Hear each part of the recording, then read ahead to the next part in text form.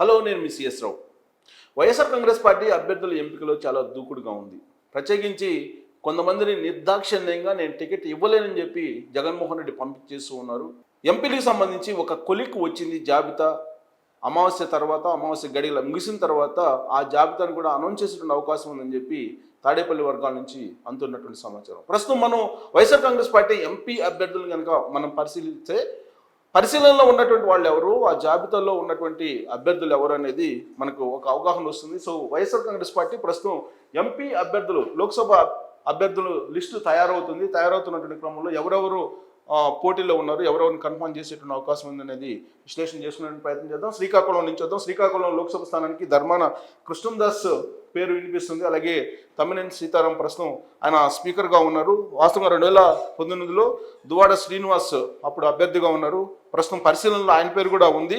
కాకపోతే కృష్ణందాస్ అలాగే తమ్మినేని సీతారాం, తానేటి శ్రీధర్, కిల్లి కృపారాణి, పిరియా విజయ పేరు కూడా పరిశీలిస్తున్నారు. ప్రధానంగా వీళ్ళిద్దరిలో ఎవరో ఒకరు ధర్మాన కృష్ణదాస్కి ఎక్కువ ఛాన్స్ ఉన్నట్టు మనం భావించడానికి అవకాశం ఉంది మనకు అందుతున్నటువంటి సమాచారం ప్రకారం. ఇక విజయనగరం మజ్జి శ్రీనివాసరావు, బొత్స సత్యనారాయణ. సో ప్రస్తుతం అయితే బొత్స సత్యనారాయణ వాళ్ళ వైఫ్కి వైజాగ్కు సంబంధించి ఆల్మోస్ట్ ఫైనల్ అయిపోయింది. కానీ బొత్స సత్యనారాయణకి కూడా విజయనగరం నుంచి పోటీ చేసే అవకాశం ఉందా అని చెప్పి వినిపిస్తుంది. సో మధ్య శ్రీనివాసరావు ఆల్మోస్ట్ కన్ఫర్మ్ అయిపోయింది. శ్రీనివాసరావు పేరు ఆల్రెడీ అనౌన్స్ కూడా చేశారు. బట్ బొత్స సత్యనారాయణకి అయితే ఈసారి అవకాశం లేదు. ఆల్మోస్ట్ ఫైనల్ అయిపోయిందని చెప్పి మనకు అందుతున్నటువంటి సమాచారం. అరకు భాగ్యలక్ష్మి పేరు వినిపిస్తుంది అరకు నుంచి. సో ఇక్కడ అనేక మంది పోటీ పడినప్పటికీ భాగ్యలక్ష్మి పేరు వినిపిస్తుంది. బొట్టేటి మాధవి సిట్టింగ్ ఎంపీ ఉన్నారు, ఆమెను కాదని ఇప్పుడు ఎమ్మెల్యేగా ఉన్నటువంటి భాగ్యలక్ష్మికి ఈ అరకు ఖరారు చేయడం జరిగింది. సో ఈ మొత్తం కనుక భాగ్యలక్ష్మి ఎమ్మెల్యేగా ఉన్నారు, ఆమెకి ఇప్పుడు ఎంపీగా ఇచ్చారు. ఇక అనకాపల్లి కరణం ధర్మశ్రీ లేదా అడారి రమాదేవి పేరు వినిపిస్తుంది అనకాపల్లికి. సో అనకాపల్లిలో ప్రస్తుతం అయితే సిట్టింగ్ ఎంపీ బి సత్యవతి ఉన్నారు, కానీ ఇప్పుడు ఆమెను పక్కకు పెట్టారు సత్యవతిని. కరణం ధర్మశ్రీకి ఇప్పుడు ఇచ్చేటువంటి అవకాశం ఉంది, పేరు పరిశీలనలో ఉంది. సో ఆయన అడారి రమాదేవి నుంచి పోటీ ఎదుర్కొంటున్నారు. బట్ కరణం ధర్మశ్రీకే ఫైనల్ అయ్యేటువంటి అవకాశం ఉందని చెప్పి తెలుస్తుంది. ఎందుకంటే ఆయనకి ఆల్రెడీ ఎమ్మెల్యే లేదు అని చెప్పి సంకేతాలు కూడా ఇవ్వడం జరిగింది. ఇక కాకినాడ చలమలశెట్టి సునీల్ ప్రస్తుతం సిట్టింగ్ ఎంపీగా వంగా గీత ఉన్నారు, ఆమెని ఎమ్మెల్యేగా కంటెస్ట్ చేయించేటువంటి అవకాశం ఉంది. సో చలమలశెట్టి సునీల్కి కాకినాడ ఫైనల్ చేసినట్టు తెలుస్తుంది. ఇక్కడ అమలాపురం నుంచి ఎలిజా పేరు పరిశీలనలో ఉంది. ప్రస్తుతం సిట్టింగ్ అయితే చింతా అనురాధ సిట్టింగ్ ఎంపీ ఉన్నారు, బట్ ఆ ప్లేస్లో ఎలిజాను ఫైనల్ చేసినట్టు కూడా తెలుస్తుంది. ఇక రాజమండ్రికి వచ్చేసప్పటికి ప్రస్తుతం సిట్టింగ్ ఎంపీగా మార్గాన్ని భరత్ ఉన్నారు. సో భరత్ వైసీపీలో ఒక ఫైర్ బ్రాండ్గా కనిపిస్తూ ఉంటారు. బట్ ఆయనకి ఈసారి సీట్ ఇచ్చిన పరిస్థితి లేదు, ఎమ్మెల్యేగా కంటెస్ట్ చేయించే అవకాశం ఉంది ఎక్కడో దగ్గర నుంచి. ప్రస్తుతం అయితే అక్కడి నుంచి డాక్టర్ ఆకునూరి పద్మలత పేరు అయితే వినిపిస్తూ ఉంది. ఇక మిగిలినటువంటి వాళ్ళ జాబితాను కనుక చూస్తే నర్సాపురం శ్రీరంగనాథ్, శ్యామలాదేవి పేరు వినిపిస్తూ ఉంది. సో నర్సాపురం ప్రస్తుతం అయితే సిట్టింగ్ ఎంపీగా రఘురామకృష్ణరాజు అందరికీ తెలిసిందే, rebel MP, YSR Congress party rebel ఎంపీగా ఆయన జగన్మోహన్ రెడ్డిని ఎలా వెంటాడుతున్నారో మనం చూస్తూ ఉన్నాం.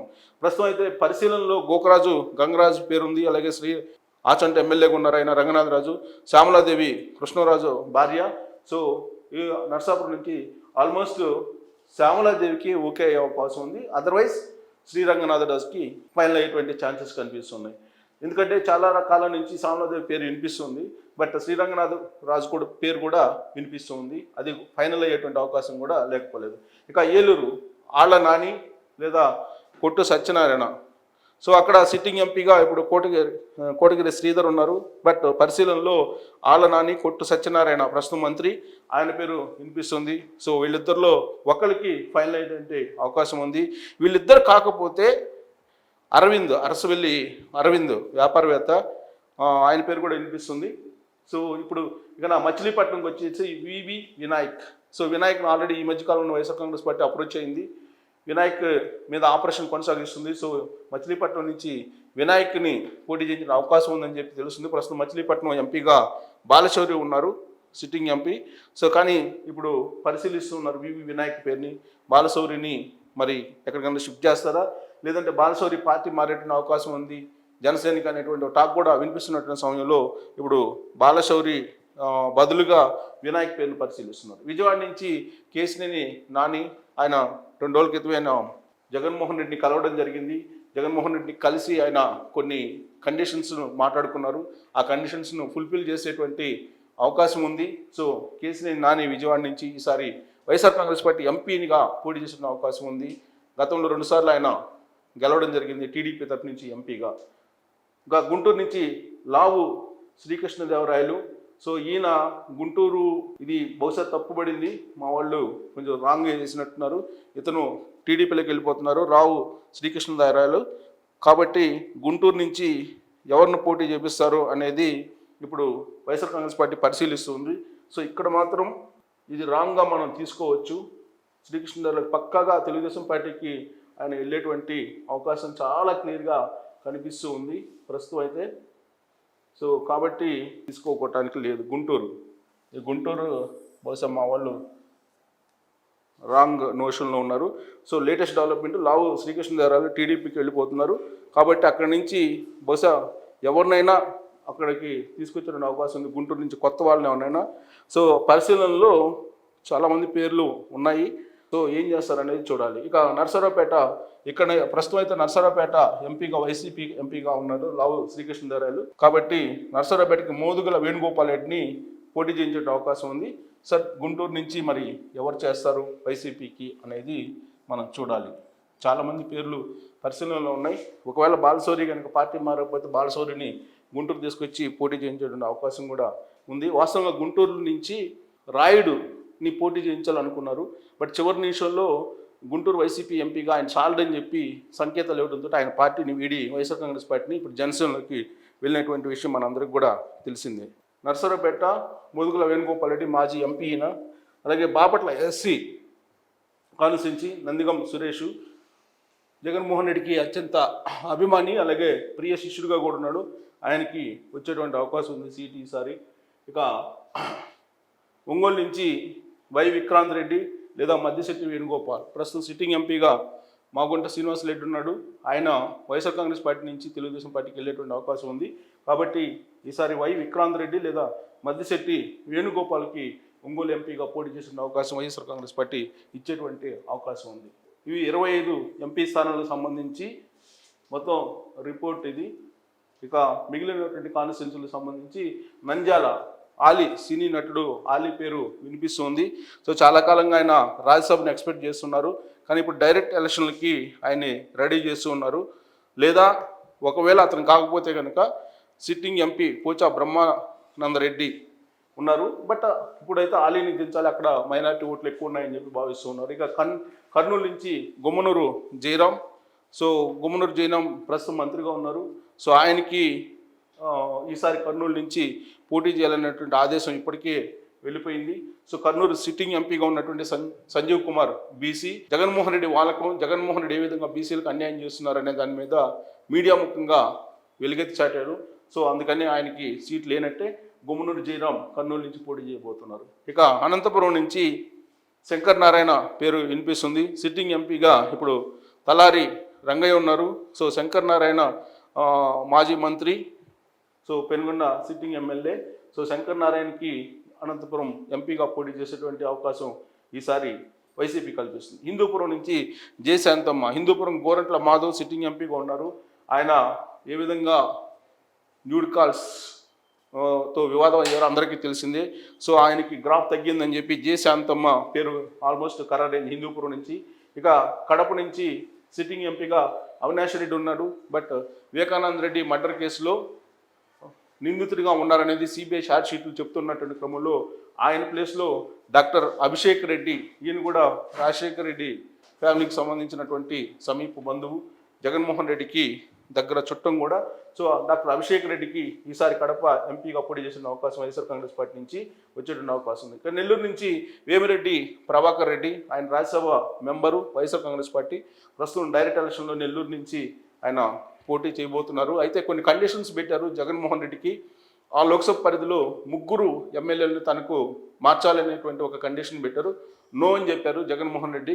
అయినప్పటికీ కూడా ఇప్పుడు వేమిరెడ్డి ప్రభాకర్ రెడ్డి అక్కడి నుంచి పోటీ చేయడానికి సిద్ధపడుతున్నారని కూడా తెలుస్తుంది. అదే at the same time Telugu Desam party ఆయన మీద ఆపరేషన్ కొనసాగిస్తూ ఉంది. ఒకవేళ చివరి నిమిషంలో కనుక వేమిరెడ్డి ప్రభాకర్ రెడ్డి పార్టీ మారితే అప్పుడు ప్రత్యామ్నాయం చూసుకుంటారు. కానీ ఇప్పటివరకు అయితే వేమిరెడ్డి ప్రభాకర్ రెడ్డి నెల్లూరు నుంచి పోటీ చేసే అవకాశం ఉంది వైఎస్ఆర్ కాంగ్రెస్ పార్టీ తరఫు నుంచి అని చెప్పి తాడేపల్లి వర్గాల నుంచి అందుతున్నటువంటి సమాచారం. ఇక Tirupati doctor Gurumurthy, already Gurumurthy by ఎలక్షన్లో గెలిచారు. జగన్మోహన్ రెడ్డి పాదయాత్ర చేసినప్పుడు ఫిజియోథెరపిస్ట్గా ఆయన ఉన్నారు. దానికి ఆయన గుర్తించి ఉప ఎన్నికల్లో గురుమూర్తిని ఎంపీ చేయడం జరిగింది. సో ఈసారి కూడా ఆయనకే అవకాశం ఇస్తూ ఉంది వైఎస్ఆర్ కాంగ్రెస్ పార్టీ. ఇక రాజంపేట సిట్టింగ్ ఎంపీ మిథున్ రెడ్డి ఉన్నారు రాజంపేట, ఆయనకే ఈసారి అక్కడి నుంచి పోటీ చేసే అవకాశం ఇస్తున్నట్టు కూడా తెలుస్తుంది. ఇటీవల కాలంలో ఆయన మారుస్తారని చెప్పి ప్రచారం జరిగింది. అయినప్పటికీ కూడా ఆయనకే ఈసారి కూడా పోటీ చేసేటువంటి అవకాశం జగన్మోహన్ రెడ్డి ఇస్తున్నట్టు ఇప్పుడు అందుతున్నటువంటి సమాచారం. ఇక చిత్తూరు నుంచి ఎస్ రెడ్డప్ప, ఆయన సిట్టింగ్ ఎంపీ, ఆయన్నే కొనసాగించేటువంటి అవకాశం ఉంది. మంత్రి పెద్దిరెడ్డికి అత్యంత సన్నిహితుడిగా ఆయన ఉన్నాడు. సో దాంతో ఆయన్ని మార్చేటువంటి అవకాశం లేదు. ఈసారి ఆయనే ఎంపీగా పోటీ చేసేటువంటి అవకాశం ఉంది. ఇది 25 మంది ఎంపీల లిస్టు, వైఎస్ఆర్ కాంగ్రెస్ పార్టీకి సంబంధించినటువంటి లిస్టు. సో మరోసారి మీరు చూడొచ్చు, క్లోజ్లో చూపిస్తారు. సో ఇది పక్కాగా ఇదే వైఎస్ఆర్ కాంగ్రెస్ పార్టీ ఎంపీల లిస్టుగా మనం భావించవచ్చు. చిన్న చిన్న మార్పులు తప్ప ఆల్మోస్ట్ ఈ లిస్టే ఉంటుంది. ఒక శ్రీకృష్ణదేవరాయలు మాత్రం రాంగ్. గుంటూరు నుంచి ఆయన ఇంకా అన్వేషణలో ఉంది. గుంటూరు నుంచి ఎవరిని ఎంపిక చేస్తారనేది గుంటూరు మాత్రం రాంగ్ పడింది. సో మిగతా ఆల్మోస్ట్ ఇదే లిస్ట్ ఉండేటువంటి అవకాశం ఉంది. తమ్మినేని సీతారాం కాదు, ధర్మానికి కృష్ణదాస్కే అక్కడ ఛాన్సెస్ ఉన్నాయి. విజయనగరం మధ్య శ్రీనివాసరావు, విశాఖపట్నం బొత్స ఝాన్సీ, అరకు భాగ్యలక్ష్మి, అనకాపల్లి కరణం ధర్మశ్రీ, కాకినాడ చలమలశెట్టి సునీల్, అమలాపురం ఎలీజా, రాజమండ్రి నుంచి డాక్టర్ అనసూయ పద్మలత, నర్సాపురం రంగనాథ్ రాజు లేదా శ్యామలాదేవి.